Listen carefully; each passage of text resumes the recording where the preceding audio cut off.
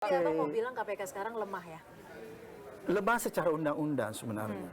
Tapi kalau secara individunya masih boleh berharap nggak sih dari komposisi yang ada itu? Tadinya begini Mas Yogi ya, dengan tidak mengurangi rasa hormat saya karena di sana saya kenal betul yang bernama Setia Budi. Dulu dia masih Kapolsek di Makassar. Saya pengacara muda, kita bersahabat dari dulu zaman muda ya. Dia masih Kapolsek, kenalan lama saya. Yang lain Fitra, saya pernah jadi ketua KPK, dia bagian dari sana. Saya tahu betul mereka semua. Tapi saya melihat begini sebenarnya. Ketika Undang-Undang KPK itu direvisi tahun 2019, disitulah awal mulai keruntuhan KPK, marwahnya jadi jatuh. Jadi apapun dalil orang-orang di DPR menyatakan revisi ini menguatkan, itu bullshit. Karena saya tidak menemukan satu pasal yang bisa meyakinkan saya bahwa hasil revisi itu menguatkan. Justru sebaliknya. Saya melihat pasal dari setiap pasal itu justru memperlihatkan kelemahan KPK. Oke. Kemudian yang kedua, tadinya ketika undang-undang revisi itu saya masih berharap nih.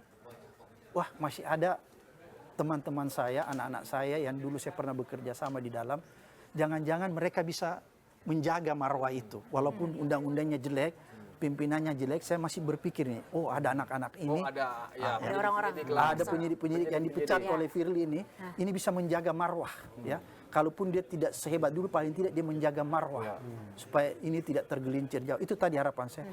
Tapi ketika undang-undangnya dirontokkan, terus mereka dikeluarkan, saya kehilangan harapan. Jadi Kehilangan harapan. iya.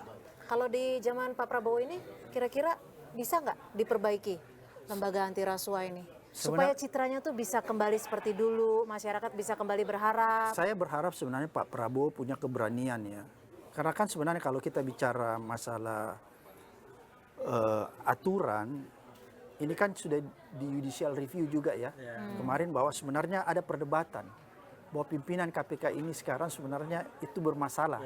Karena panselnya Pansel KPK. itu dibuat oleh Jokowi yang harusnya dibuat oleh yang harusnya dibuat oleh pemerintah.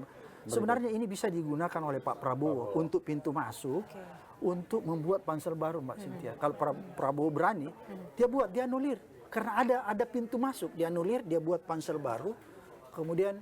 Jadi menurut Pak Prabowo nggak berani gitu?